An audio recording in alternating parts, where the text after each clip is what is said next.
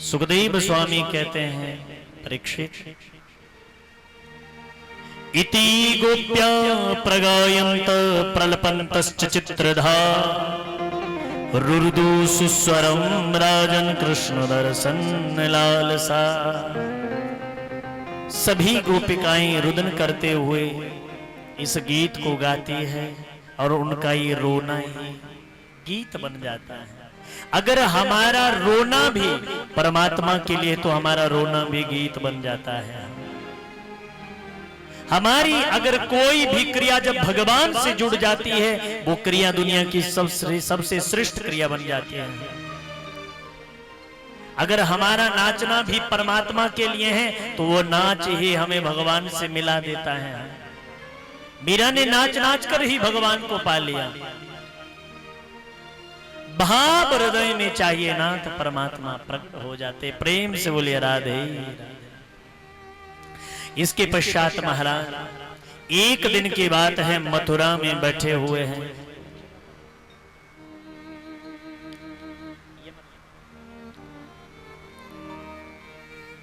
महाराज मथुरा में एक दिन नारद जी पधारे हैं, और जैसे ही नारद जी पधारे हैं, तो नारद जी ने कंस से कहा, हे कंस, जिसे तू इतने बरसों से ढूंढ रहा है, वो कोई और नहीं बल्कि व्रज में बसने वाले नंद का ही लाला है। जाकर उसको किसी बहाने से मथुरा में बुला ले और उसको मरवा दे। क्यों अपनी मौत को बढ़ती हुई रहने दे रहा है? हाँ।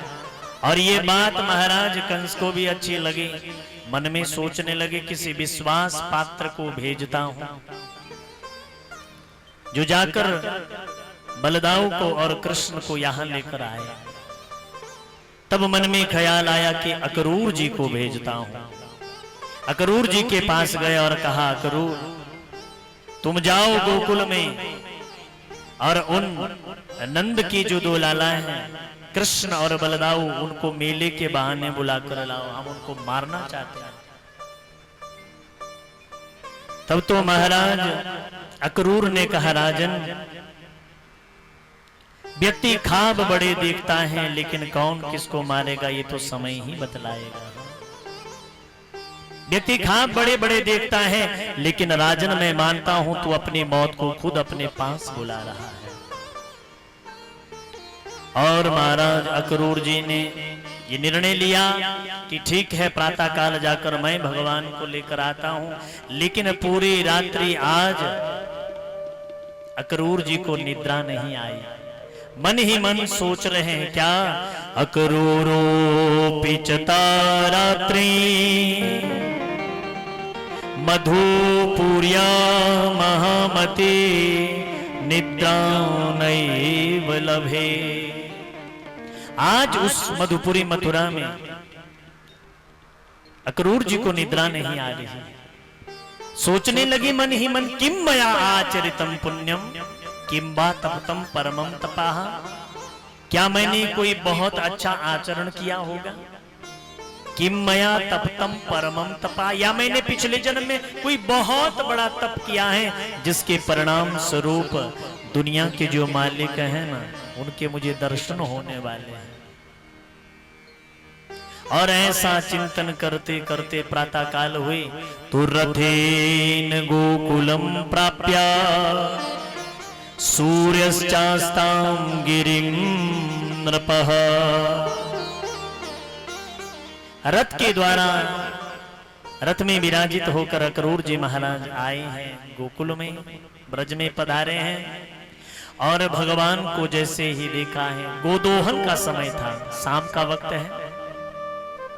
तो इस छवि को अपने हृदय में जरा कल्पना करें, भगवान क्या कर रहे हैं। जैसे ही अक्रूर जी पहुंचे तो महाराज उस समय गोदोहन का समय था। कृष्ण और बलदाऊ हाथों में बर्तन लेकर गोदोहन के लिए जा रहे हैं। नन्हे से कन्हैया के पद चिन्हों को जब मिट्टी पर देखा है, रथ से कूद पड़े हैं महाराज अक्रूर जी, और उस मिट्टी को उठाकर अपने अंगों पर लगाने लगे हैं महाराज। तदंस कृष्णं रामं च ब्रजे गोदोहनं गतो। और महाराज भगवान को प्रणाम करने लगे। तब तो भगवान ने कहा, चाचा जी आप प्रणाम मत करिए, आप तो रिश्ते में चाचा जी लगते हैं, प्रणाम हम आपको करेंगे। तब भगवान के पास एक ही सांस में पूरी बात कह सुनाई। अक्रूर ने कहा कि देखो वो दुष्ट कंस आपको मारना चाहता है, उसने आपको बुलाया है मेले के बहाने में। भगवान ने कहा इस बात को मैया के सामने मत कहना, मां का हृदय बड़ा कोमल होता है। तो महाराज रात्रि हुई और रात्रि में बैठे हुए हैं नंद बाबा,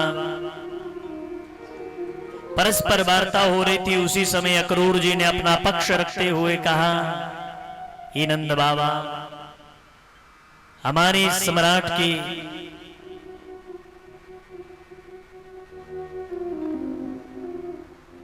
प्रेम से बोलो राधे राधे,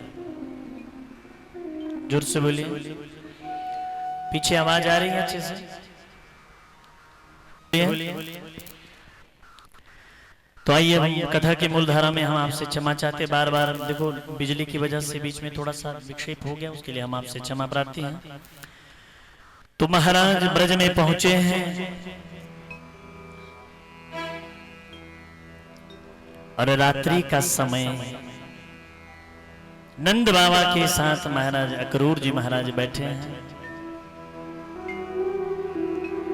अक्रूर जी ने कहा कि देखो कंस ने बुलाया है कन्हैया को और बलदाऊ को ब्रज में। मैया उस समय कक्ष में भोजन बना रही थी, भोजनशाला में। जैसे ही मैया के कानों में ये शब्द सुनाई पड़ा कि कल कृष्ण और बलदाऊ वृंदावन जा रहे हैं, वृंदावन से मथुरा जा रहे हैं, तो मैया ने अंदर से आवाज लगाई, जिसको जहां जाना हो चले जाएं, लेकिन मेरा कन्हैया कहीं नहीं जा रहा है। भगवान जानते हैं अत्यंत स्नेह करती है मेरी मैया, मुझसे नहीं भेजेगी। भगवान गए हैं, मैया की गोद में बैठ गए और मैया के दोनों गालों को पकड़ लिया।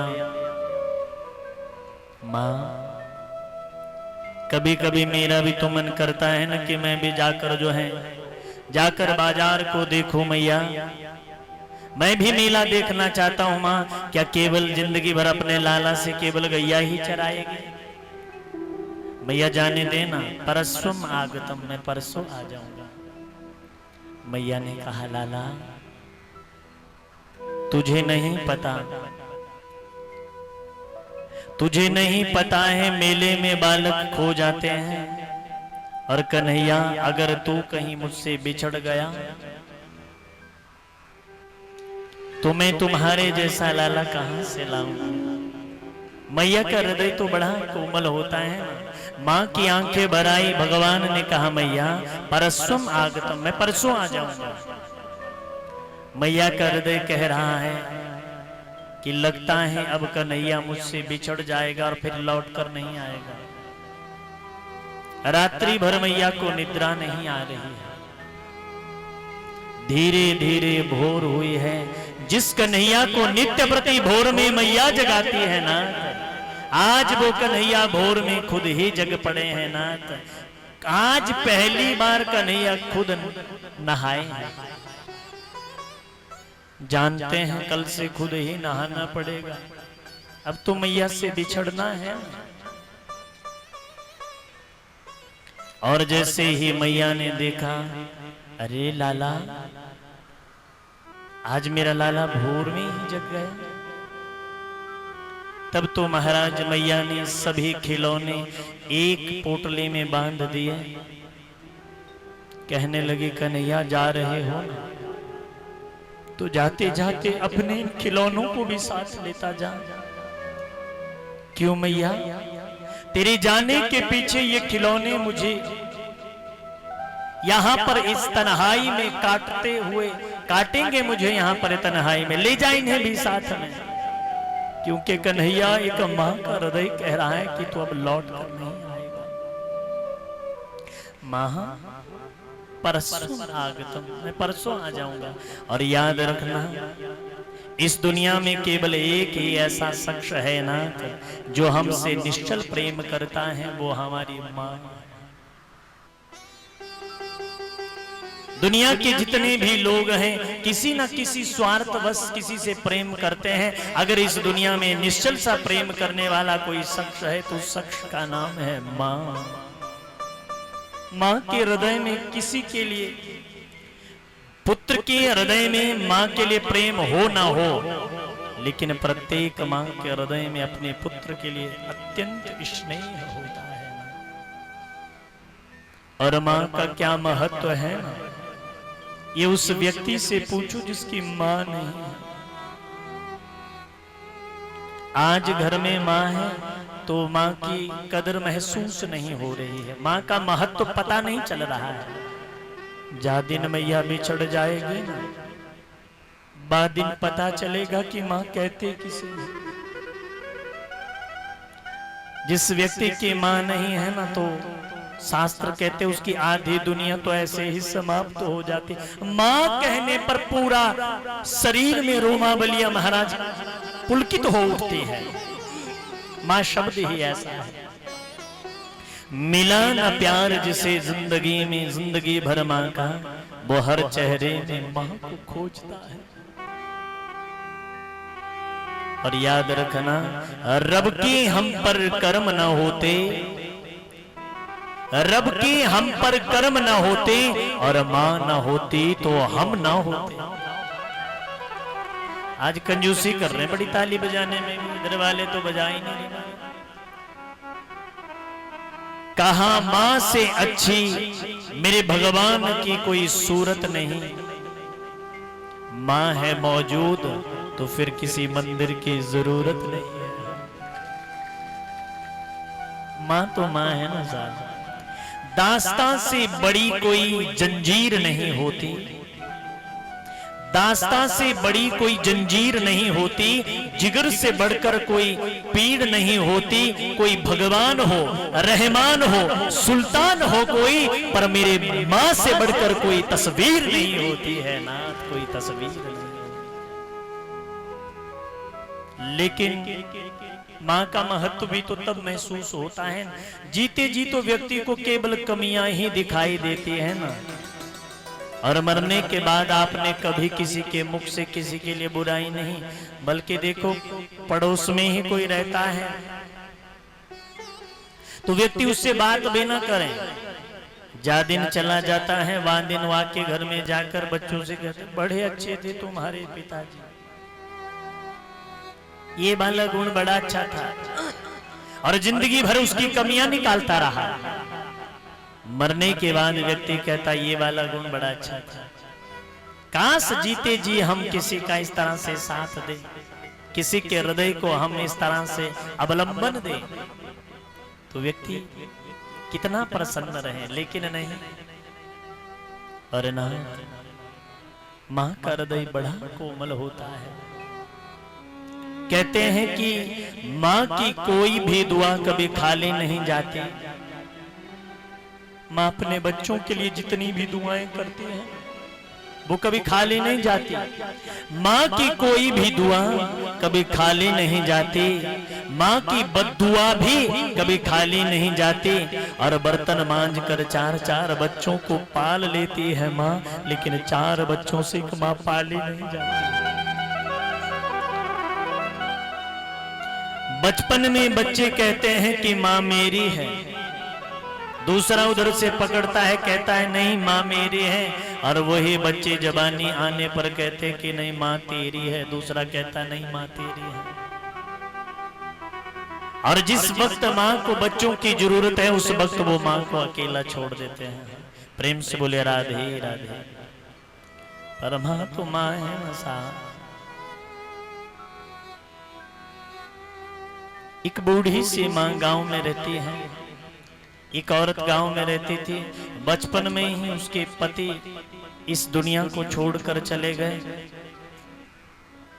2 बेटे थे, तो कोई और साधन तो था नहीं, तो लोगों के घर में जाकर जूठे बर्तन मांजती वो माँ। लोगों के वस्त्र का प्रक्षालन करती और वहां से जो धन बन जाता उसी से अपने बच्चों का पालन करती, पोषण करती, उनकी पढ़ाई करवाती, इस उम्मीद में कि बुढ़ापे में ये मेरा सहारा बनेंगे। लेकिन धीरे धीरे दोनों बच्चे जब बड़े हुए तो एक बेटा बड़ा होकर नौकरी में लग गया, शहर में रहता है।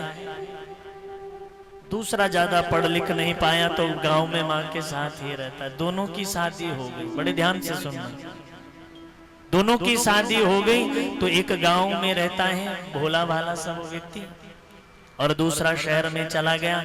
शहर की एक पढ़ी लिखी लड़की से उसका विवाह हुआ।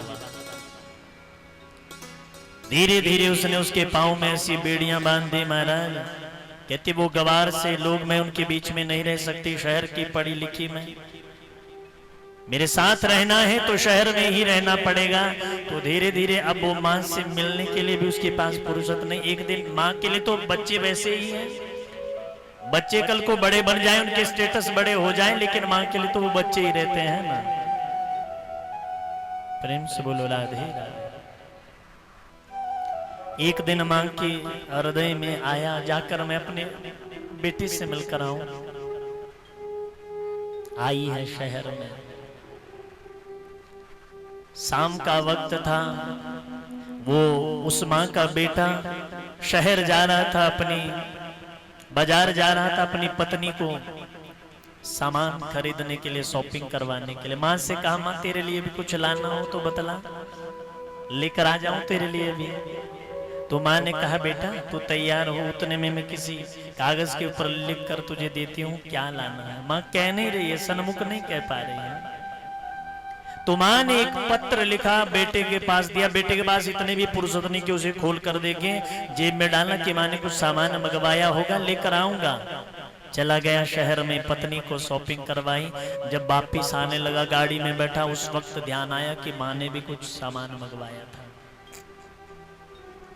पत्नी से कहा देवी अरे मैं मां ने भी सामान मंगवाया था, वो तो मैं भूल ही गया, जाकर मैं उस सामान को ले लेता हूं, लेकिन मां ने मंगवाया क्या है जरा देखो।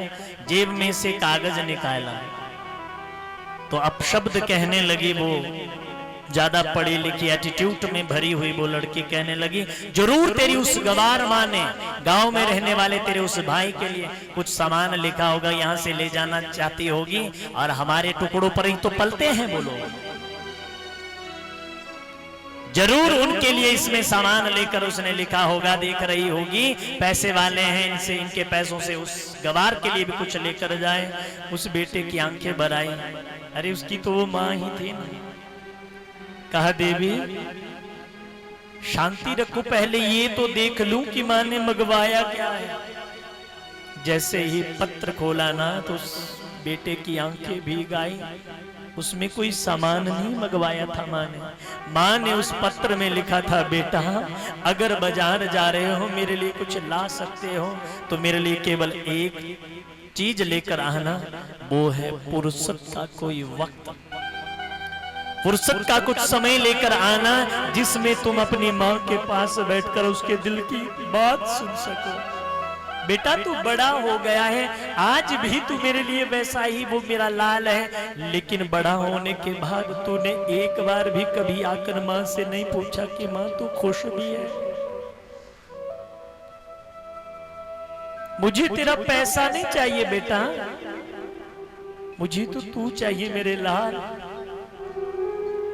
कभी आ, कभी बैठ अपनी मां के पास और उसके हृदय की भी तो वेदना सुन।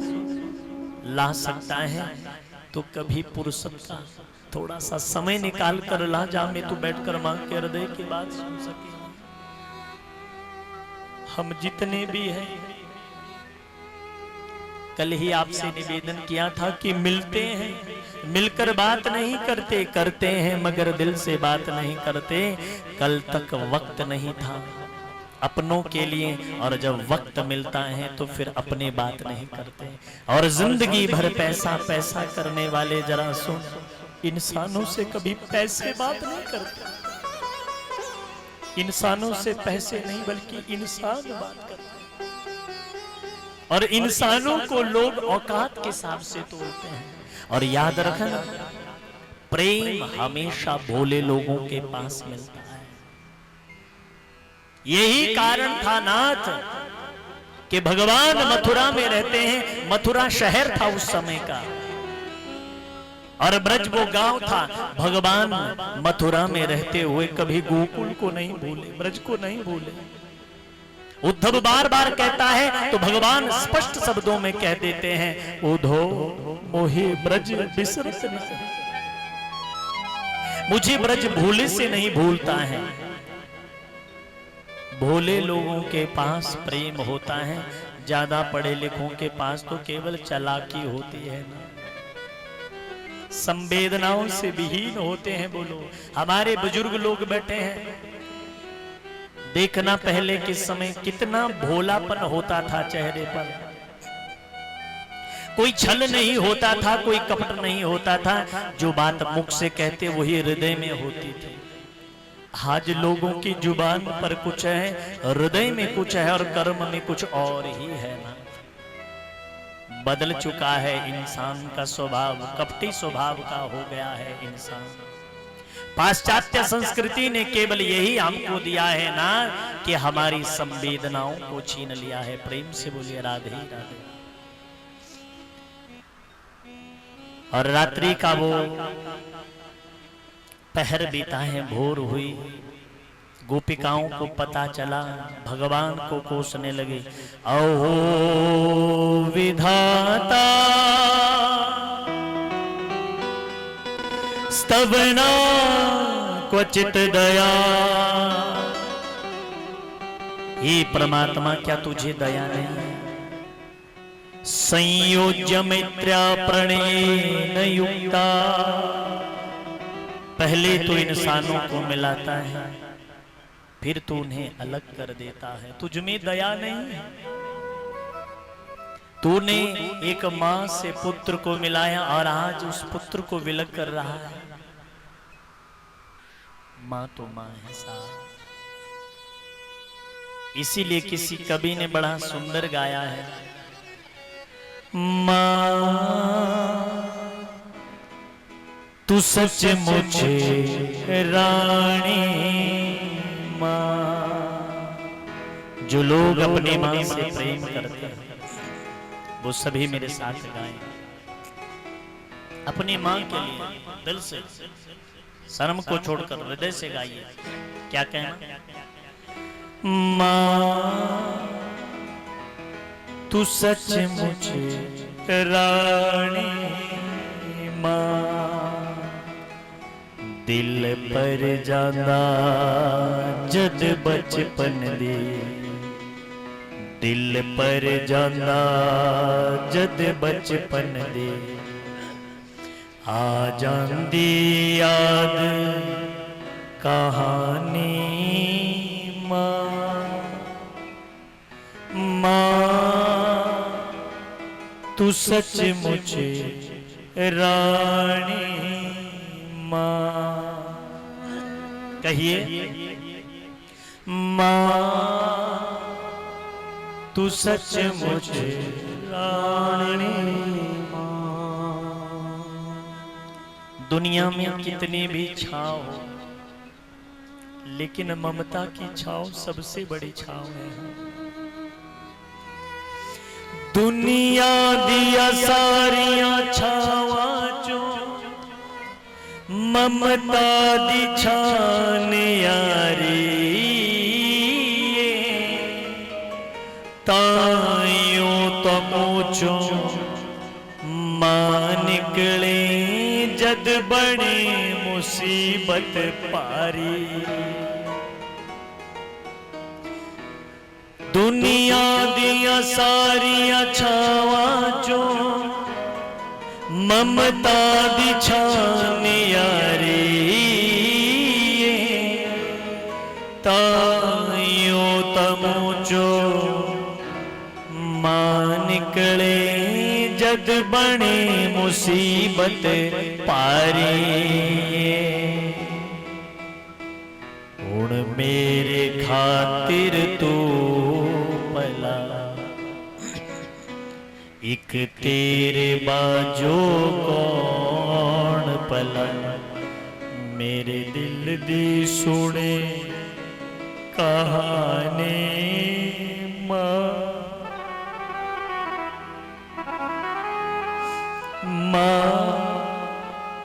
तू सचमुच रानी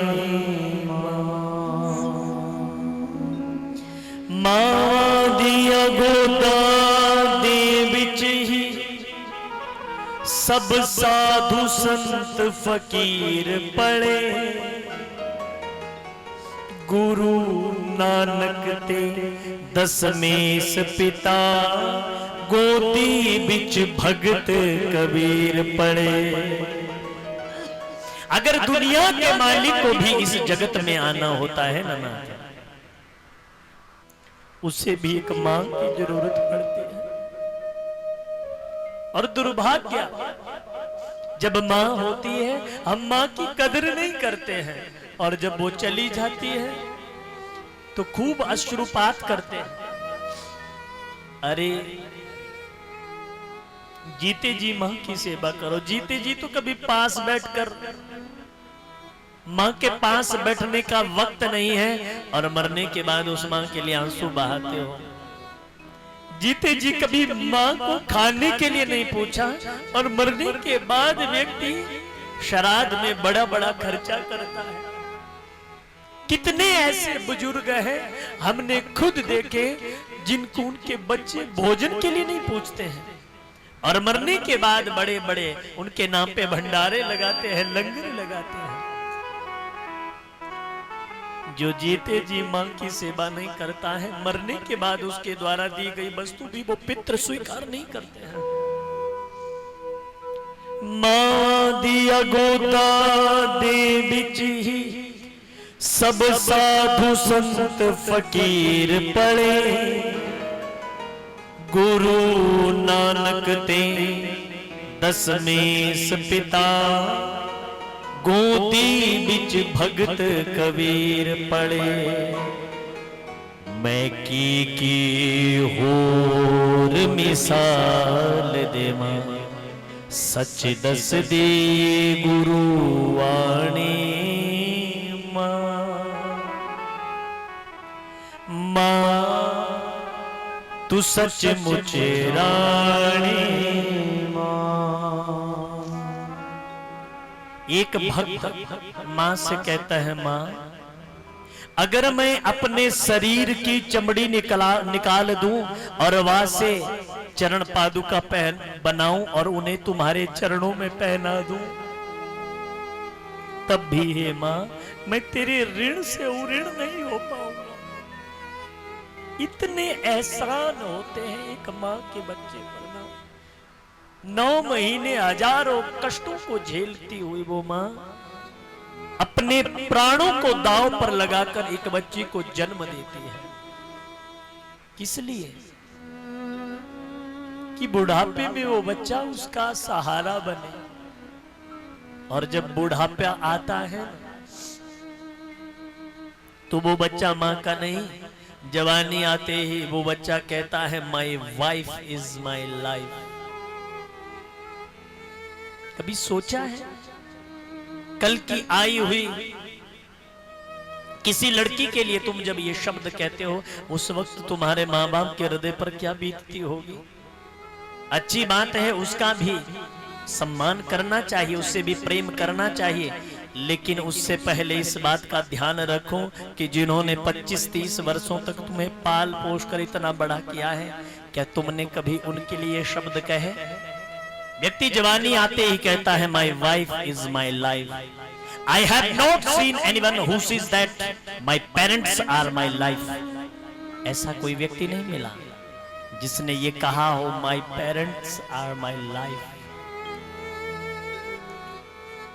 तो ना आज माँ बाप घर में है, उनका खूब करो। कामनाओं में बंधे हम, लालच में फंसे हुए हम, अपने माँ बाप के लिए समय नहीं। आज सबसे बड़ा दुर्भाग्य, हम जितने भी बैठे हैं उसमें मैं भी शामिल हूं, हमारे पास सब कुछ है, लेकिन हमारे पास अपनों के लिए समय नहीं है।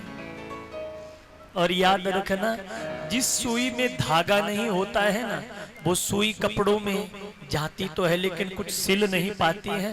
वैसे ही जिन रिश्तों में एक दूसरे से मिलना नहीं होता है, समय नहीं होता है, प्रेम नहीं होता है, वो रिश्ते निभ तो जाते हैं लेकिन उनमें प्रगाढ़ता नहीं आती है। अपनों के लिए समय निकाले ना।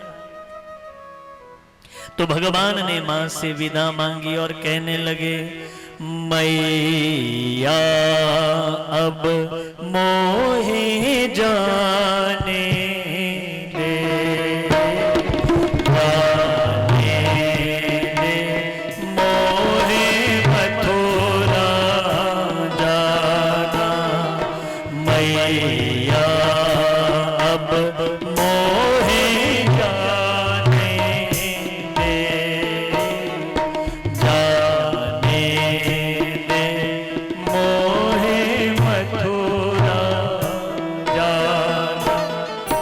प्यार दुलार से पालने वाली अपने लाल को मत विसराना, मत विसराना।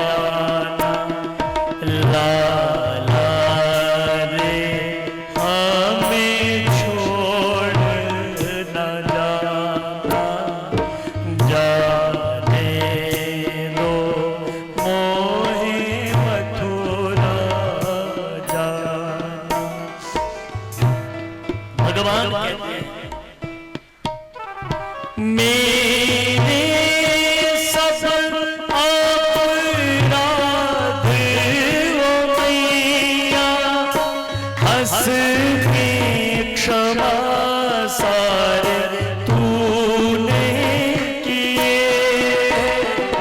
प्यारे ही प्यारे दिया है तूने, दुख ही दुख तो है मैंने दिए। बाबा तुम पद पेट की छैया, जिसके तले मैंने पाया बसेरा, पाया बसेरा। माँ बाबा हमें छोड़ न जाना, जाने दो मोहे मथुरा। सभी लोग भाव में डूबकर हाथ उठाइए, गाइए मेरे साथ। भगवान कह रहे हैं गोपिकाओं से, हर आंगन मेरी एक माँ है, सबके संग है जन्मों के नाते।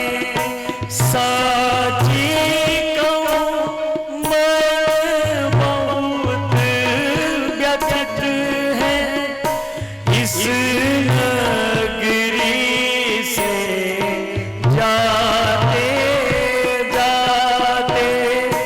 मिलना बिछड़ना संयोग की बातें, किंतु न भूलेगा प्रेम पुराना, प्रेम पुराना।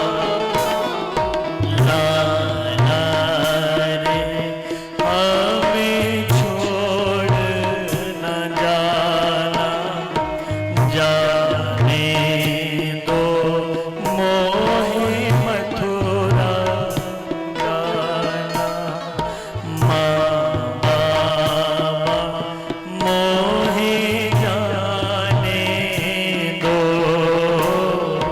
जाने दो मोहे मथुरा जाना। बोले वृंदावन बिहारी लाल की। भगवान रोते बिलखते सब ब्रजवासियों को छोड़कर मथुरा आए,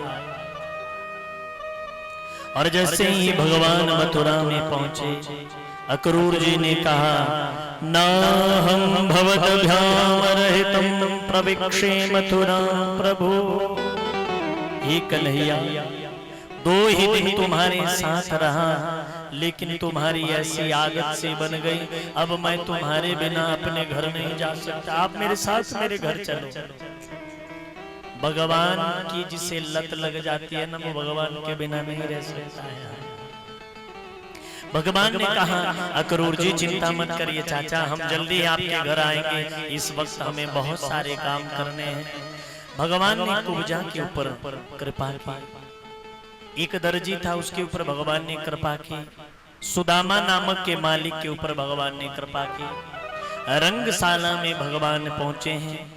शिव के द्वारा प्रदत्त जो धनुष था, उस धनुष को भगवान ने तोड़ा है, और धीरे धीरे रंगशाला में पहुंचे हैं, जहां पर बहुत बड़े सिंहासन के ऊपर बैठा है महाराज कंस। और कंस ने रास्ते में एक कुबलिया पीड़ हाथी को खड़ा किया है। महावत से कहा था कि जब भी वो कृष्ण प्रवेश करे, इतना मदिरा पिला दो इस कुबलिया पीड़ हाथी को जिसमें 10,000 हाथियों का बल। जैसे ही कृष्ण आए उसे कुचल देना। भगवान आए, भगवान ने कहा मार्गम दे। ए गजपाल, हमें मार्ग दो। तो मार्ग नहीं दिया तो भगवान ने कहा, मार्गम देहि नोचेत सकुज्जरम त्वमद्य नैसे यम शदनम।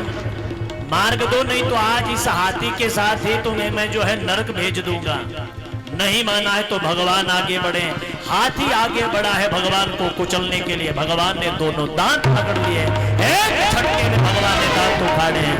एक दांत बलदाऊ जी ने ले लिया, और भगवान ने एक ऐसा मुष्टिका का प्रहार हाथी में किया है कि वो हाथी उड़ता हुआ आकाश में चला गया। भगवान आगे बढ़े। वहां पर महाराज कंस के जो सेवक हैं भगवान को मारने के लिए आए। मुष्टिक नामक का दैत्य था, भगवान के युद्ध करने के लिए आया। भगवान ने उसे ऐसे मुष्टिका का प्रहार किया, वही उसके प्राणों का अंत कर दिया। चाणूर नामक का दैत्य आया, भगवान ने उसका वध किया।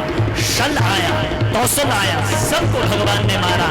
अंत में महाराज सब अपने सेवकों को मरता हुआ देखकर कंस चिल्लाया है, कोई इस कृष्ण को बंदी बना लो, बलदाऊ को बंदी बना लो, नंद बाबा को बंदी बना लो। उसी समय महाराज बलदाऊ ने कहा, कन्हैया लगता है मामा को सन्निपात हो गया, जाओ जल्दी से इनका इलाज करो। भगवान ने एक छलांग लगाई, बड़े से सिंहासन के ऊपर भगवान के पास पहुंचा, और महाराज भगवान को आया हुआ देखा, तलवार निकालने लगा। भगवान ने एक झटके में तलवार फेंकी, दूसरे हाथों से केसों को पकड़ा है, कहने लगा बड़ी वेदना होती है, छोड़ दे। भगवान ने कहा, इसी तरह जिस दिन मेरी मां देवकी के केस पकड़े थे, क्या इस दिन सोचा था उसे भी वेदना होती। एक धक्का भगवान ने दिया, आसन से नीचे गिरा है, पूरे ब्रह्मांड का भार भगवान ने अपने भीतर लिया, और महाराज छलांग लगाई है, छाती के ऊपर एक मुष्टिका का प्रहार किया और कंस का अंत कर दिया। बोले कंस मर्दन भगवान की जय, बोले वृंदावन बिहारी लाल की जय। इस तरह से भगवान ने कंस का वध किया, अपने नाना उग्रसेन को कारागृह से मुक्त किया, और नाथ सम्राट बनाया मथुरा का, को भी मुक्त किया। वसुदेव के सन्मुख नंद बाबा से कहा, बाबा मैं आपका नहीं। जैसे ही नंद बाबा ने कहा कन्हैया चलो चलते हैं ब्रज में, मैया इंतजार कर रही होगी तुम्हारी। कहा बाबा मैं वापिस नहीं जा सकता। कठोर हृदय होकर भगवान ने कहा, बाबा आप जाओ, मैं आपका नहीं बल्कि वसुदेव जी का पुत्र हूं। नंद बाबा के ऐसा लगा जैसे कि पांव तले से जमीन ही खिसक गई हो। मारा ये तू कैसी बातें कर रहा है, एक दिन में आकर तू इस चकाचौंध को देखकर बदल गया कन्हैया। हाँ बाबा, आपको जो सोचना हो सोचे, लेकिन मैया से कहना मैं जरूर आऊंगा, लेकिन अभी मुझे बहुत सारे काम करने को है, उन्हें करने के उपरांत मैं फिर ब्रज में आऊंगा। और महाराज परसों की कहकर भगवान 100 वर्षों तक लौट कर नहीं गए थे, और भगवान को संदीपनी मुनि के आश्रम में उज्जैन में पढ़ने के लिए भेजा, अलकावलियों को काटा है, और धीरे धीरे भगवान ने 64 दिनों में 64 कलाओं को सीख लिया है और वापिस मथुरा में आए। लेकिन जहाँ दिन से मथुरा आए हैं, बाद दिन से भगवान हर संध्या को अटालिका के ऊपर जाकर नित्य प्रति रुदन करते हैं। भगवान सुना है आपने, एक दिन की बात है, देवकी मां ने भोग लगाया है, भोग पधराया है कन्हैया के लिए, और हमारा कन्हैया आए हैं। जैसे ही भोग की थाली पधराई है महाराज, भगवान आए, हाथों में जल लिया, ब्रह्मार्पण किया, लेकिन जैसे ही दृष्टि थाली के ऊपर पड़ी, भगवान की आंखें भीग गई। भगवान ने कहा मां मुझे भूख नहीं है, और रोते हुए अपने कक्ष की ओर चले गए। मां को बड़े ठेस पहुंची कि कन्हैया ने भोजन क्यों नहीं किया। उसी समय उद्धव जी आते हैं, मैया देवकी मां क्या है, क्यों रुदन करती हो। कहा उद्धव, हम देखते हैं जा दिन से कन्हैया ब्रज छोड़कर आया है, ये हर संध्या अटालिका पर बैठकर ब्रज की ओर निहारता हुआ नित्य प्रति रुदन करता है। हम पूछ नहीं सकती है किसको ये याद करता है, क्यों ये रोता है। तुम उसके मित्र हो, जाकर पूछो क्यों हमारा कन्हैया रोता है। और उद्धव आए हैं महाराज, और याद रखना संध्या एक ऐसी अवस्था है ना जो हर विरही को रुलाती है। दिन तो लोगों के बीच में व्यक्ति का गुजर जाता है ना, लेकिन विरह में डूबा हुआ व्यक्ति जिसके हृदय को कोई ठेस पहुंच गई है, रात्रि उसके लिए भयंकर वेदना लेकर आती है। कोई कवि कहता है, शाम गम भी अजीब होती है, लेकिन केवल दिल जलों के नसीब होती है। सबको नहीं मिलती वो संध्या, वो तो विरह में जो डूबे हुए हैं, जिनके हृदय को उस परमात्मा की याद सताती है, वो व्यक्ति उसके लिए रात्रि में रुदन करता है। कबीर बाबा का वो दोहा आपने सुना है। कबीर बाबा कहते हैं, सुखिया सब संसार है, खाए और सोए, दुखिया दास कबीर है, जागे और रोए। ये दुनिया बड़ी सुखी है, खाती है और सो जाती है, लेकिन ये कबीर दास बड़ा दुखी है। जब अपने उस प्रियतम की याद आती है तो रात्रि में उठ उठकर हम उनके लिए रोते हैं। और वास्तव में ना, आंसू की समाधि सबसे बड़ी उसकी पूजा है। आप कितना ही धूप घुमाते रहो, कितने ही मंदिर की परिक्रमाएं करते रहो, जब तक तुम्हारा हृदय नहीं परमात्मा के लिए पिघल गया है, याद रखना वो परमात्मा तुमसे कोसों दूर है। जा दिन तुम्हारी आंखें उसके लिए भीगनी शुरू हो जाए, समझ लेना उसके मिलने की एक सीढ़ी तुमने पार कर ली है। क्योंकि ना ज्ञान की समाधि तो कभी कभी बड़ी शुष्क हुआ करती है, लेकिन आंसू की समाधि बड़ी निर्मल होती है ना। जिसकी कथा श्रवण करके आंखें भीग जाती है, वो आंखें दुनिया में धन्य है। आए हैं उद्धव भगवान के पास, तो देखा भगवान बिछोने में लेटकर रो रहे हैं। उद्धव को आया हुआ देखकर भगवान ने अपने अश्रुओं को पहुंचा है, बिस्तर में बैठे हैं महाराज। आओ उद्धव आओ। उद्धव ने कहा, कन्हैया तुम रोते हो, योगीश्वर होते हुए भी तुम रुदन करते हो। और अगर भोजन नहीं करना था तो मैया से कह देते कि भोजन नहीं करना है, थाली ठुकरा कर आए हो, जाकर देखो कितनी ठेस पहुंची है मैया के हृदय को, जाकर देखो रुदन कर रही है वहां बैठे बैठे। भगवान ने कहा उद्धव मैं क्या करूं, कौन सी ऐसी वेदना है जो तुम्हें निरंतर रुलाती है कन्हैया। भगवान ने कहा मेरी मैया से कहना आज के बाद ये तुम्हारा कन्हैया कभी तुम्हारे भोजन की थाली नहीं ठुकराएगा, लेकिन मेरी मैया से कहना कभी भूल कर भी मेरी थाली में गोरस न रखे, मेरी थाली में माखन मत रखे। आज मैया ने मेरे भोजन में माखन डाला था और माखन में केवल और केवल यशोदा मां के हाथ से खाता हूं। बड़ी मुश्किल से उन भोले भाले लोगों को मैं भूल रहा हूं। माखन दिखाकर मुझे फिर से उनकी याद मत करवाया करो। मां से कहना आज के बाद कभी भूल कर भी मेरे भोजन में गोरस न रखे। गोरस में ब्रजवासियों के हाथ से ही खाता हूं। और कहा ऊधो ऊधो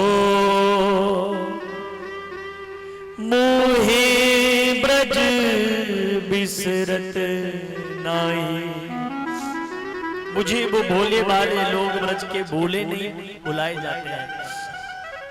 उद्धव ने कहा प्रभु मेरे लिए कोई आदेश हो, मैं आपकी किसी प्रकार सहायता कर सकूं तो मेरा जीवन भी धन्य हो जाएगा। आप अपने इस मित्र को कोई आदेश दे, मैं क्या कर सकता हूं। भगवान ने देखा इस उद्धव को, है तो उद्धव बड़ा अच्छा मेरा मित्र है, लेकिन इसके भीतर अहंकार बहुत है ज्ञान का। और अगर कहीं ये भी प्रेमी बन जाए, भगवान उद्धव को प्रेमी बनाना चाहते थे, इसलिए भगवान ने बहाने से उसे ब्रज में भेजा। क्योंकि क्या हुआ महाराज, ऊधो में जब कृष्ण को दिखने लगा अभिमान, तब सोचा निज भक्त को कर दूं कुछ कल्याण, दे कर साचो ज्ञान। अगर इसे सच्चा ज्ञान मिल जाए, ये प्रेमी बन जाए तो उद्धव है तो बड़ा काम का। भगवान के अश्रुओं को पहुंचते हुए कहने लगा कहो कन्हैया मैं तुम्हारे लिए क्या करूं। तो भगवान ने कहा गच्छ उद्धव ब्रजम सौम्या पितृणो प्रीतिमा बहम, गोपिना मद वियोगाधिन मत संदेशे न विमोचया। गच्छ उद्धव ब्रजम सौम्या, उस सौम्या से ब्रज में तुम जाओ जहां पर मेरी गोपिकाएं बसते हैं, उन्हें मेरा संदेश देकर जो है शोक सागर से पार करके आओ। उद्धव ने कहा मैं जाऊं, लेकिन मैं ज्ञानी हूं। अरे वो गवार से लोग, आप इन्हीं शब्दों से अंदाजा लगाए कि उद्धव को कितना अभिमान था अपने ऊपर। कहा प्रभु आप तो जानते मैं बृहस्पति का शिष्य हूं, वेद वेदांत को मैं जानता हूं, और वो गवार से लोग वो क्या मेरी भाषा को समझ पाएंगे। भगवान मन ही मन मुस्कुराए, उद्धव एक बार जाकर तो देख। उद्धव ने कहा फिर मैं जाता हूं, केवल 2 घंटे के लिए जा रहा हूं, 2 घंटे का प्रवचन करके आऊंगा, हमेशा के लिए उनको तुम्हारे हृदय से, उनके हृदय से आपको भुला दूंगा, ऐसा दिव्य उपदेश दूंगा। भगवान ने कहा 2 घंटे की कह रहे हैं, 2 बरस में भी वापिस आएगा, वो तो तुझे ब्रज जाकर ही पता चलेगा। और महाराज भगवान ने कहा उद्धव मेरे ही वाले वस्त्र पहन कर जा, मेरी ही तरह मोर पंख लगा कर जा, और जिस रथ में मैं आया हूं उसी रथ में बैठ कर जाना है। उद्धव ने कहा क्यों? क्योंकि उद्धव मेरी जो गोपिकाएं हैं ना, वो मेरे सिवा किसी से बात ही नहीं करती है। आज भी मैं उनसे दूर हूं, लेकिन निरंतर वो मुझे याद करती है। तुम्हें मेरे तरह बेस देखेगा, तुम्हारा बेस जब मेरी तरह होगा, गोपिकाएं जरूर सोच लेगी कि कन्हैया का कोई निकटतम है, करीबी है। हाँ, तब भगवान ने रथ में बिठाया है और भगवान संदेशा देने लगे। भगवान उद्धव से कहने लगे, उद्धव ले संदेश हमारो, उद्धव जी ब्रज धाम पधारो। ले संदेश हमारो, उद्धव जी ब्रज धाम पधारो। सभी लोग हाथ उठा के ताली बजाएं।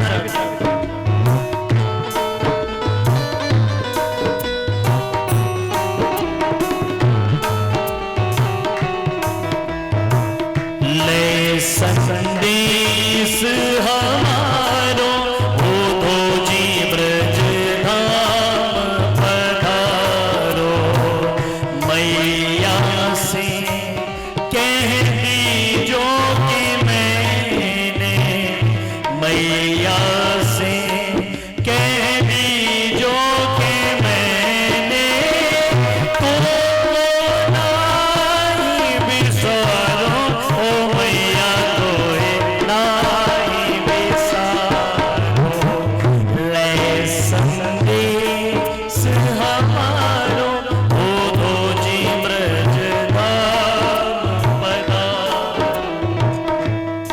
भगवान कहते हैं, उद्धव मैया से कहना, सोने की मथुरा सुनी लागे, ब्रज की गलियन के आगे। महलों के व्यंजन भावत नाही, माँ तेरे माखन के आगे। हम लौट के जल्दी आएंगे, तेरे हाथ से माखन खाएंगे। मैया हमने लटूटी कमलिया, मैया हमने लटूटी कमलिया। कछु दिनों सवारो, आगे लो तेरो मन से मारो। ऐसा संदेश हमारो, उद्धव जी ब्रज धाम पधारो। सुखदेव जी महाराज परीक्षित से कहते हैं, क्या शब्दों पे जरूर ध्यान दें। बढ़ता गया रथ, रथ बढ़ता जा रहा है, पथ माने मार्ग। बढ़ता गया रथ, घटता गया पथ, देते रहे माधव संदेश। शेष हुआ न संदेश कृष्ण का, उद्धव पहुंच गए ब्रजदेश। उद्धव जी ब्रजदेश में पहुंचे हैं। एक गोपी मिली। महाराज उद्धव ने कहा, जय श्री कृष्ण, नंद भवन जाना है। कौन सा मार्ग है, कौन सा नंद भवन है? गोपी ने कहा, लगता है मथुरा से आए हो। उद्धव ने कहा, हाँ मथुरा से आए। तुम्हें कैसे पता? एक दीर्घ श्वास लेते हुए महाराज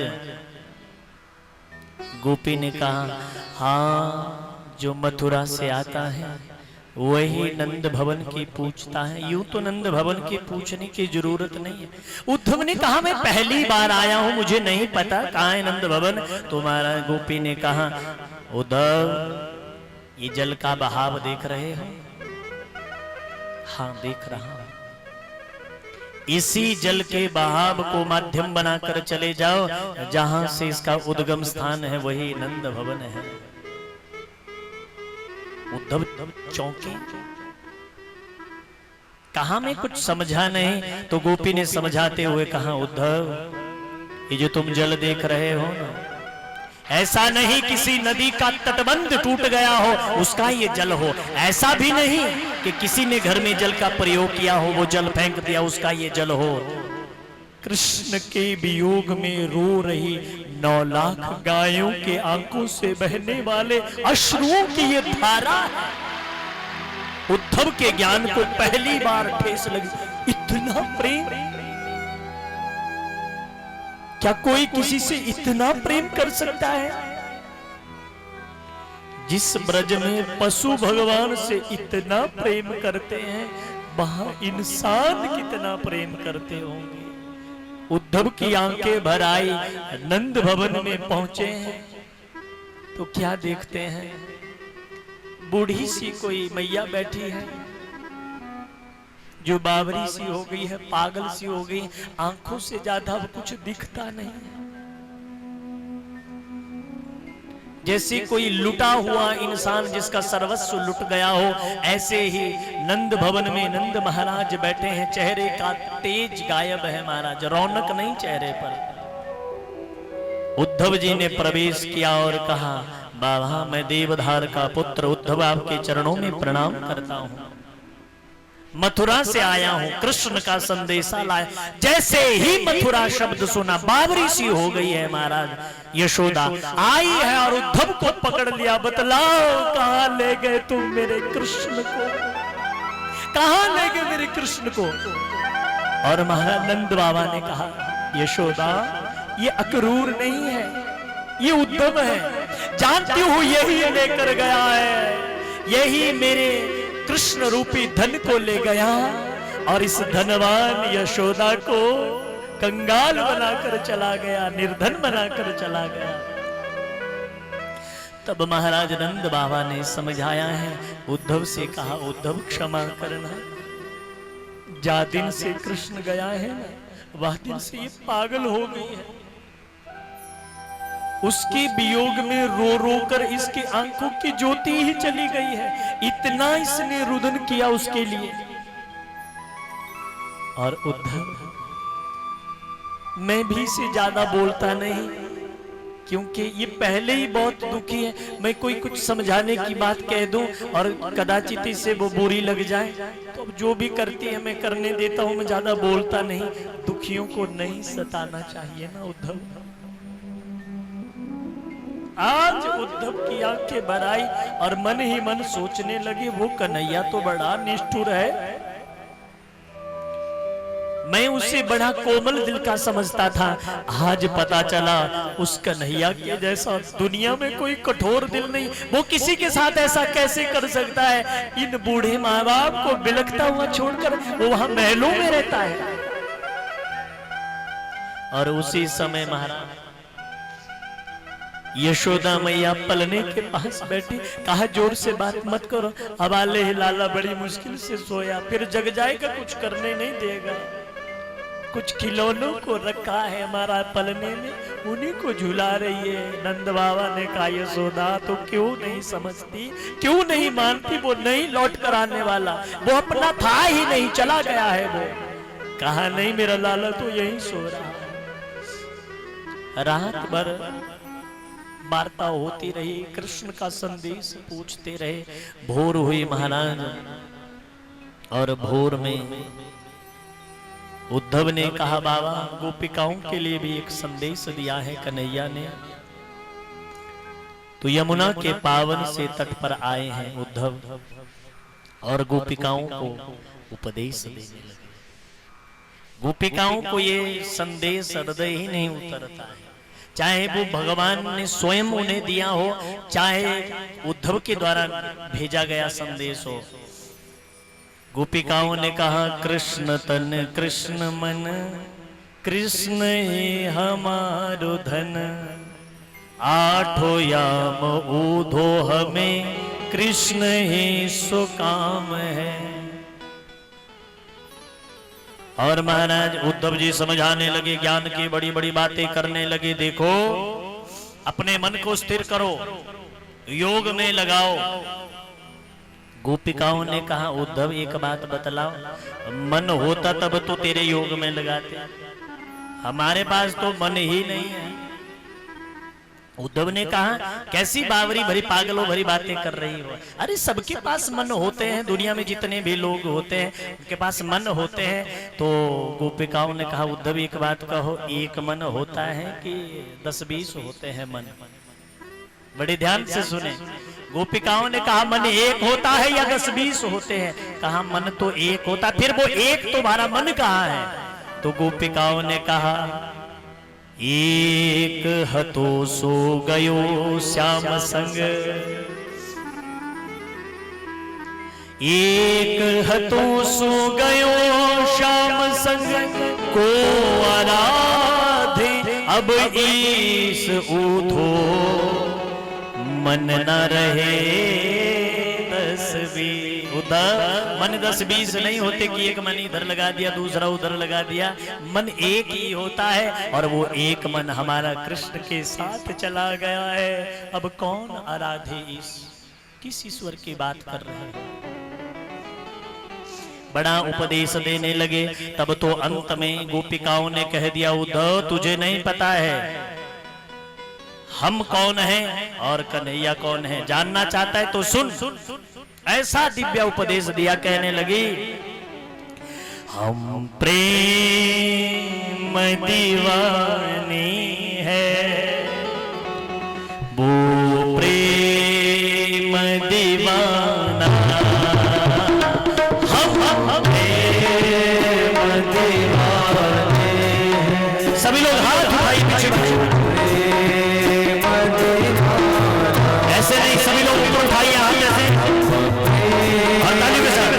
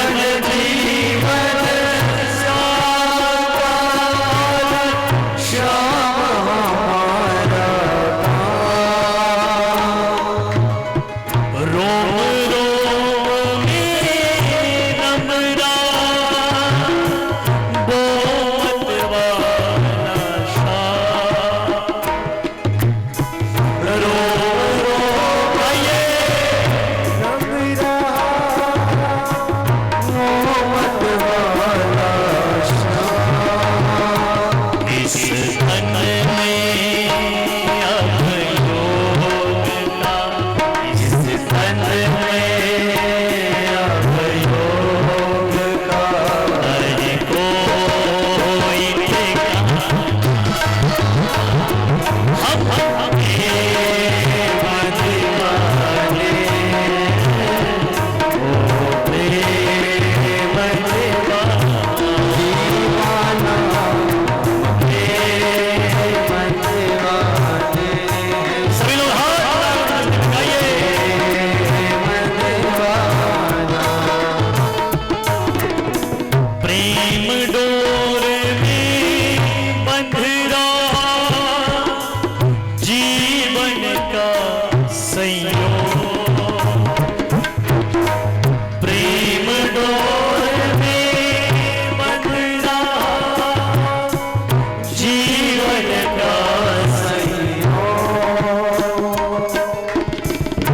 चरणन की पूजा करे यही हमारा योग।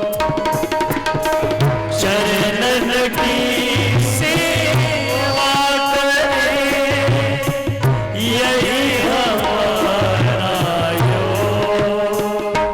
कानों में रहे गूंजना, कानों में रहे गूंजता बरसे कतराना।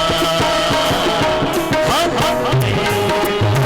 दीवाने हैं वो प्रेम दीवाना। हम दीवानी है। सभी लोग मस्ती में गाइए। और गोपिकाओं ने बड़ी सुंदर बात गाई। एक गोपी के आंखों से अश्रु की धारा बह रही थी।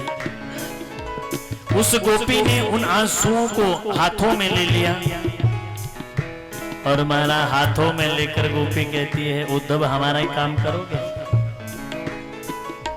उद्धव इन आंसुओं को ले जाओ। कहां? ऊधो तुम असुवन को हरि सन्मुख ले जाओ। ऊधो तुम असुवन को हरि सन्मुख ले जाओ। पूछे कुशल हरि तो चरणों में दियो चढ़ा। पूछे हरि कुशल तो चरणों में दियो चढ़ा। कहियो जी इस प्रेम का, कहियो जी इस प्रेम का ये तुच्छ नजराना। हम प्रेम दीवाने हैं वो प्रेम दीवाना। हम प्रेम दीवाने। सभी लोग तालियों के साथ हरि बोल।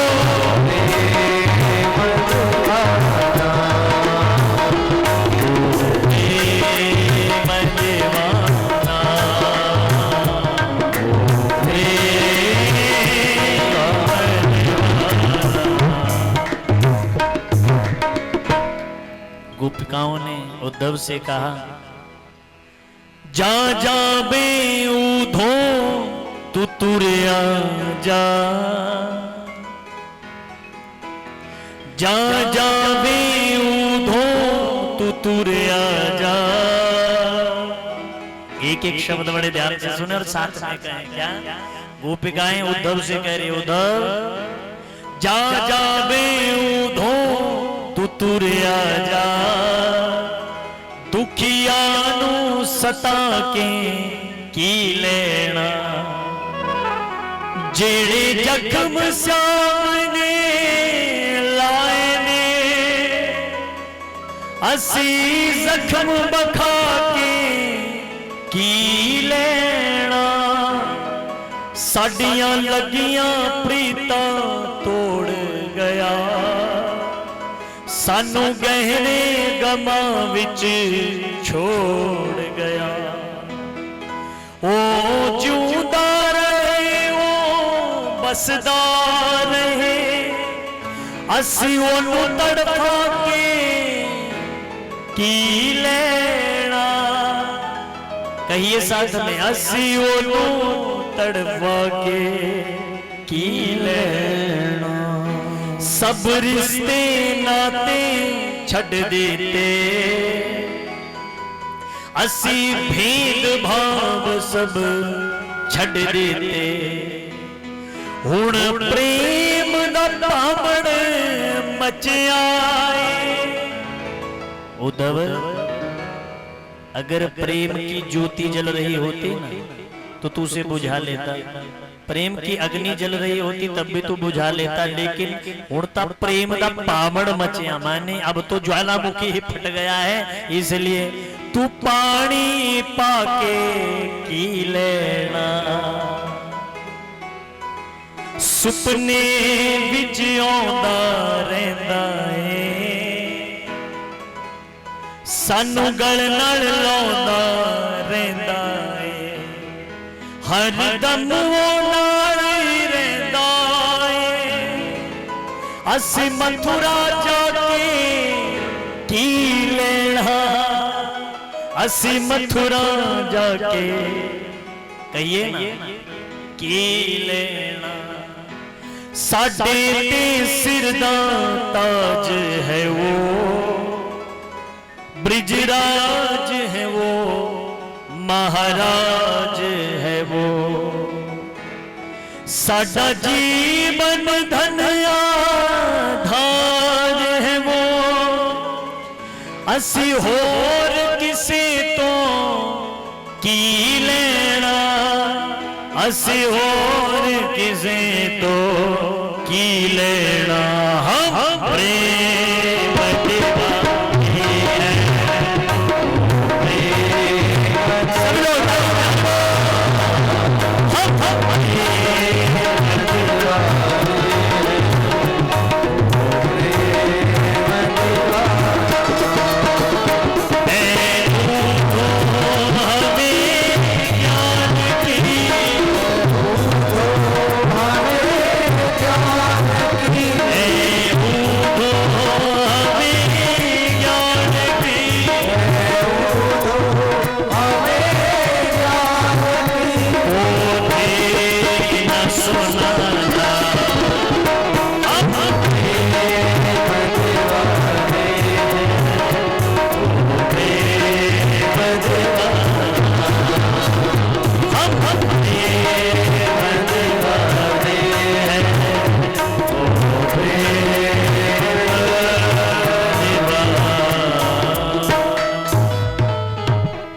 हम एक बार मैं कहूंगा, एक बार आप सब कहेंगे, जो उसकी मस्ती में डूब गया है वो सब गाएं, आंखें बंद करके गाएं। हम प्रेम दीवानी है, वो प्रेम दीवाना, गाइए।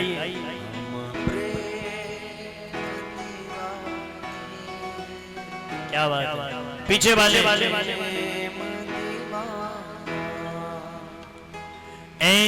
ऊधो हमें ज्ञान की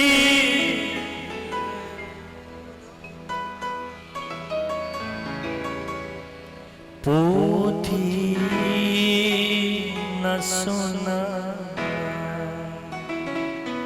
तो महाराज गोपी उद्धव संवाद तो इतना दिव्य संवाद है, आज आपके 10 मिनट एक्स्ट्रा हो गए, लेकिन चिंता मत करिए, बीच में जो समय बर्बाद हुआ है उसको हम पूरा करेंगे आज।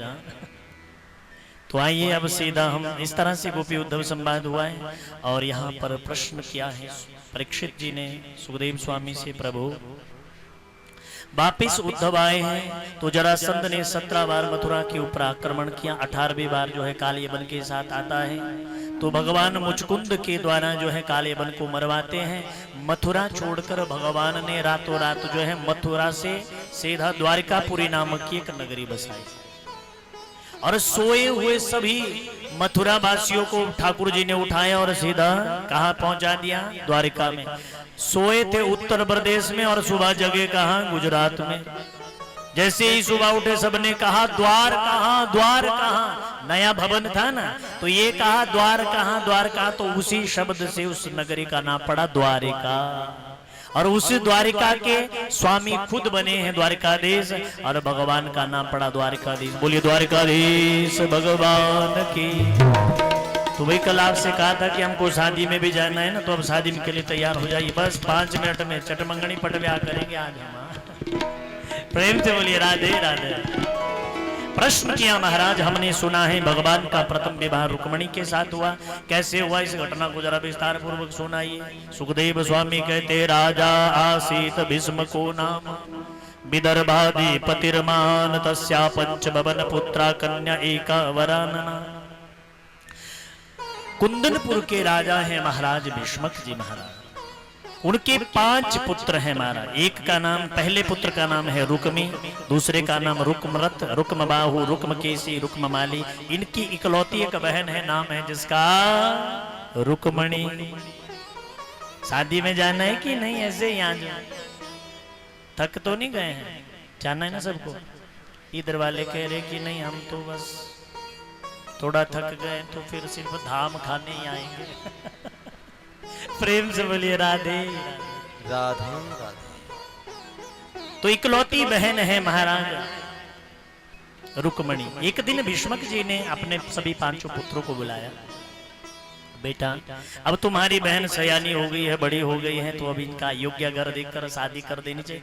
मेरी नजर में एक लड़का है, अगर आप कहो तो वहां हम रिश्ता तय करें। सबसे बड़े बेटे रुक्मी ने कहा, कहां कौन है? तो कहा, देखो इस समय द्वारिकाधीश श्री कृष्ण इस धरा पर सबसे बलशाली है, सबसे सुंदर है, क्यों ना मैं अपनी बेटी का और तुम्हारी बहन का विवाह उनके साथ कर दूं।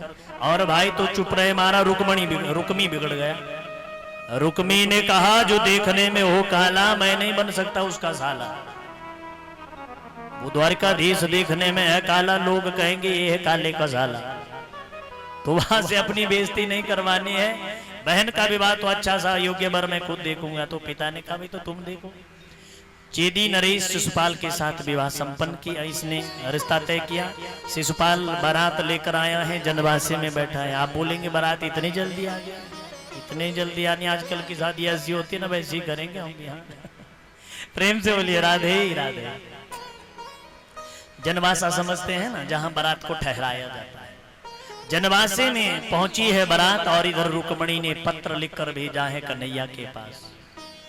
कितने लोग जानना चाहते हैं कि रुक्मणी ने पत्र में क्या क्या लिखा? हाथ उठाइए। अरे सबके सब, भाई किसी का प्राइवेट पत्र नहीं पढ़ना चाहिए भाई। चलो फिर भी महाराज बड़ा अच्छा सुंदर लिखा है रुक्मी ने। आओ हम सुनते हैं क्या लिखती है रुक्मी। कि श्रुत्वा गुणान भुवन सुंदर शृण्वताम ते निर्विश्य कर्ण विवरे हरतुंगतापा। रुक्मणी पत्र में लिखती है कि भगवान आपके गुणगान को सुन सुनकर कान तो धन्य हो रहे हैं, लेकिन निर्विश्य कर्ण विवरे, कानों में आपकी कीर्ति तो आ रही है, लेकिन आंखें देखने के लिए तरस रही है। और मैंने आपकी कीर्ति को सुन सुनकर ही मन आपको अपना पति मान लिया है। अब प्रभु है और मेरे भाई ने मेरा विवाह जो है शिशुपाल के साथ तय कर दिया है, और ऐसा ना हो किसी सिंह का भाग कोई गीदड़ उठा कर ले जाए, तो आप यहाँ आकर जो है बलपूर्वक मुझे यहाँ से ले जाएं। तो भगवान ने कहा बड़ी अच्छी बात है। तो भगवान भी जो है उच्चैश्रवा नामक के घोड़ों को रथ में लगाकर जोत कर जो है निकले हैं द्वारिका से, और सीधे कुंदनपुर की ओर आ गए। शिशुपाल की बारात में बड़े बड़े दिव्य सम्राट आए हैं, जरासंध इत्यादि आए हैं। और रुक्मणी ने पत्र में लिखा कि देखो हमारे यहाँ की रीत है कि शादी से पहले जो दुल्हन होती है वो अपनी कुलजा के मंदिर जाती है, और इस रीति के अनुसार मैं भी मंदिर में जाऊंगी। तो इधर लड़ाई झगड़ा करने की जरूरत नहीं, मैं मंदिर में आऊंगी, वहीं से मुझे ले जाना। तो भगवान आए हैं और मंदिर के पास, कुलजा के मंदिर के पास, और भगवान ने अपना पंचजन्य नामक का शंख फूंका है। जैसे ही मारा शंख की ध्वनि गूंजी है चारों तरफ, और जरासंध इस ध्वनि को पहचान गया। शिशुपाल से कहा, शिशुपाल सावधान, ये उस कन्हैया के ही शंख की ध्वनि, अगर वो इधर आया है तो वो जरूर कुछ गड़बड़ेशन करेगा, सावधान हो जाओ। ऐसा ना हो कि तू यहाँ दूल्हा बनकर बैठा रहे और दुल्हन कोई और ही ले जाए। तब तो महाराज सब ने अपनी अपनी तलवारें निकाल दी, हम सिर्फ शादी के लड्डू खाने नहीं आए हैं। कहाँ है राजकुमारी, हम उसकी रक्षा करें। और सारे सैनिक महाराज आकर पहुंच गए हैं मंदिर के पास। रुक्मणी ने महाराज अपनी कुलजा का मैया का पूजन किया और सोचने लगी इतने में कन्हैया आ गए होंगे बाहर। जैसे ही बाहर निकली तो देखा चारों तरफ सैनिक ही सैनिक है। मन ही मन सोचा रे, मैंने पत्र में लिखा था मंदिर में कोई नहीं होगा, लेकिन इधर तो इतने सारे हैं। और चलो सैनिक है तब भी कुछ नहीं है, लेकिन इतने सारे में अगर कन्हैया आ भी गए तो पहचानूंगी कैसे, मैंने तो उन्हें देखा भी नहीं। लेकिन फिर मन ही मन सोचा कि वो लाखों में एक है, अलग ही पहचान जाएंगे। तो रुक्मणी आती है, मंदिर की पौड़ियां उतर रही है, एक एक सैनिक को देख रही, कहीं ये वाले तो नहीं। जिस भी सैनिक को, रुक्मणी लक्ष्मी का अवतार है, जिस भी सैनिक को देखती है उसके होश आवास गायब। वो भी सोचता है अपना कॉलर सीधा कर लेता है, हम भी कुछ हैं भाई। अरे राजकुमारी हमको देख रही है, हम भी कुछ हैं। जिस जिसकी तरफ नजर घुमा देती है माया है ना, तो महाराज वो सब मोहित हो जाते हैं। इतने में भगवान से नजरें चार हुई, भगवान ने इशारे में कह दिया चिंता मत करो हम ही। भगवान धीरे धीरे आगे बढ़े, सैनिक इतने मंत्रमुग्ध हो गए। किसी ने कहा देखो कितना सुंदर है, दूसरे ने कहा राजकुमारी कितनी सुंदर है। अरे इन दोनों की जोड़ी तो बड़ी गजब की लग रही है, बड़ी गजब की जोड़ी है। भगवान ने तो रुक्मणी का हाथ भी पकड़ लिया, सैनिक लोग प्रशंसा कर रहे, कहा देखो लक्ष्मी और नारायण की जोड़ी लग रही है दोनों की। और भगवान तो रथ की ओर बढ़ गए। एक ने कहा रथ तो देख कितना गजब का है, पूरा सोने का है। दूसरे ने कहा सोने के तो और भी होते, लेकिन घोड़े तो देख कैसे कान खड़े करके खड़े हैं, उच्चैश्रवा नामक के घोड़े हैं। और तीसरे ने कहा ध्वजा तो देख ऊपर कितनी गजब की है। उतने में तो भगवान ने चाबुक लगा कर 9 तो 11 हो गए। कहा बड़ी सुंदर जोड़ी थी, चलो छोड़ो, वैसे हम लोग यहाँ आए क्यों थे। उतने में रुक्मणी की सखियों ने कहा तुम लोग क्या भांग पी कर आए थे। एक ने कहा हाँ याद आया, राजकुमारी की रक्षा के लिए हम आए। कहाँ है राजकुमारी। सखियों ने कहा अभी अभी जिसकी प्रशंसा कर रहे वही तो राजकुमारी। तब तो मारा आग बबूला हो गए और रथ में बैठकर पीछा करने लगे। भगवान रथ में आगे बढ़े हैं। रुक्मी ने कहा अगर मैं अपनी बहन को वापिस नहीं लाया तो कुंदनपुर में प्रवेश ही नहीं करूंगा। और महाराज सबने पीछे से ललकारा है, छोड़ कहां भाग रहा है हमारी बहन को लेकर। अगर सामर्थ्य है क्षत्रियों की तरह हमसे युद्ध कर। तो भगवान ने भी रथ रोक लिया। अरे क्षत्रिय हूं, मुझे युद्ध के लिए ललकारे। रुक्मणी ने कहा प्रभु रहने दो, भाई है। कहा देवी हम क्षत्रिय हैं और हमारा धर्म है कि अगर सगा भाई भी एक क्षत्रियो को युद्ध में ललकारे तो हमारा धर्म है उससे युद्ध करना। भगवान युद्ध शुरू करते हैं महाराज, और हाथों में तलवार लेकर भगवान ने रथ से विहीन कर दिया। रुक्मी को तलवार लेकर आगे बढ़े तो भगवान के पैर पकड़ लिए रुक्मणी ने। रुक्मणी ने कहा भैया का वध मत कर देना। ये स्वामी मेरे भैया का वध मत कर देना, नहीं तो लोग कहेंगे कि शादी के लिए देखो अपने भाई को मरवा दिया। कहा देवी चिंता मत करो, अपने भी रिश्ते में साले जी लगते, ध्यान रखेंगे। भगवान गए और तलवार से रुक्मी के एक तरफ के पूरे केस काट दिए, एक तरफ की दाढ़ी निकाल दी, क्योंकि युद्ध में गालियां दे रहा था भगवान को। उतने में पीछे से आवाज आई, बोलिए द्वारकाधीश भगवान की। तो क्या देखा कि पीछे बलदाऊ जी हल ताने हुए खड़े हैं और कारे कन्हैया ये नाईगिरी को काम कब से सीख लिया है। लाला हवाली तेरी शादी हुई है, तू दुल्हन को लेकर निकल, बाकी इन राक्षसों की चिंता मत कर, वहां के लिए हम तेरा बड़ा भाई आ गया है ना। तो कहा ठीक है भैया। तो महाराज बलदाऊ जी यहाँ युद्ध के लिए तैयार हुए और कन्हैया जी रथ में बिठाकर रुक्मणी को लेकर जो है पहुंचे हैं द्वारिका में। और अब आप लोग बिल्कुल तैयार हो जाइए, अब हमको जो है बारात में जाने के लिए पूरी तरह तैयार। बोलिए द्वारिकाधीश भगवान की। और धीरे धीरे महाराज द्वारिका के महलों में पहुंचे हैं भगवान, और देव की मैया बढ़िया से सुंदर सा थाल सजाकर जो है स्वागत में खड़ी है। और रुक्मणी मन ही मन कह रही है क्या ऐसे बर को क्या बरूं,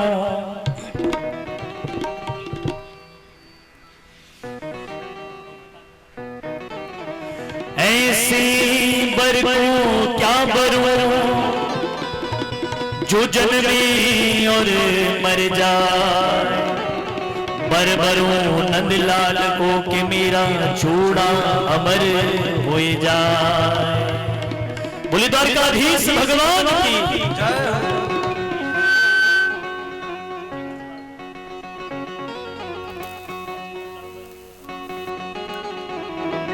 सभी लोग बारात में जाने के लिए तैयार है ना? तो ऐसे नहीं जाते बारात में, ऐसे बैठ के हाँ थोड़ा मस्ती में झूम कर कि जोड़ी का जवाब नहीं हो, जोड़ी का जवाब नहीं, कि जोड़ी का जवाब नहीं हो, जोड़ी का जवाब नहीं, अच्छा दूल्हा बने हैं नंदलाल, जोड़ी का जवाब नहीं, दूल्हा बने हैं नंदलाल, जोड़ी का जवाब नहीं, कि जोड़ी का जवाब नहीं हो, जोड़ी का जवाब नहीं हो, जोड़ी का जवाब नहीं, अच्छा दूल्हा बने हैं नंदलाल, जोड़ी का जवाब नहीं, अच्छा दूल्हा बने हैं नंदलाल, जोड़ी का जवाब नहीं। ऐसे नहीं रही क्या सिर्फ 5-7 लोगों को ही कृष्ण के जन्म की खुशी है, बाकी को नहीं है? अच्छा बाकी डीजे वाले हैं, हाँ डीजे पे ही नाचेंगे।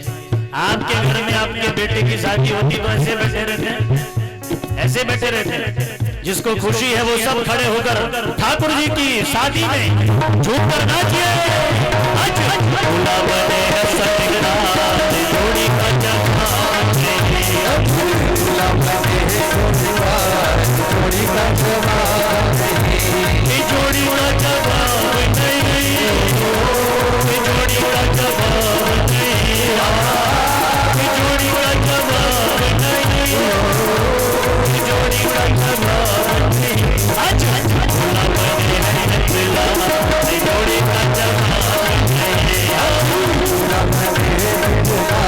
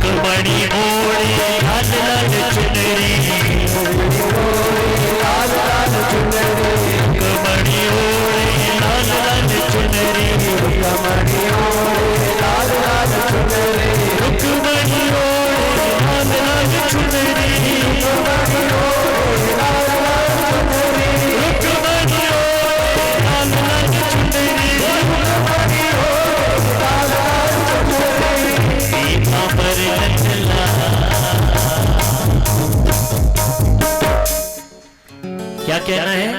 पीतांबर नंदलाल जोड़ी का जवाब तेरा, पीतांबर नंदलाल जोड़ी का जवाब तेरा, झूला बने हैं नंदलाल जोड़ी का जवाब तेरा, झूला बने हैं नंदलाल जोड़ी का जवाब तेरा।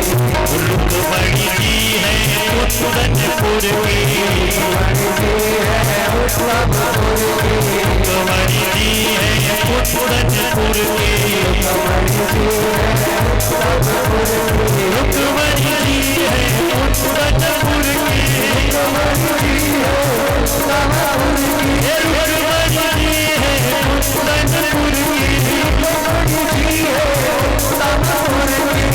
और हमारे ठाकुर जी कहाँ के हैं? क्या कहना है? बोलिए ना। द्वारिका के नंदलाल, कहिए द्वारिका के नंदलाल जोड़ी का जवाब नहीं, झूला बने नंदलाल जोड़ी का जवाब नहीं, जोड़ी का जवाब नहीं, जोड़ी का जवाब नहीं, जोड़ी का जवाब नहीं, झूला बने नंदलाल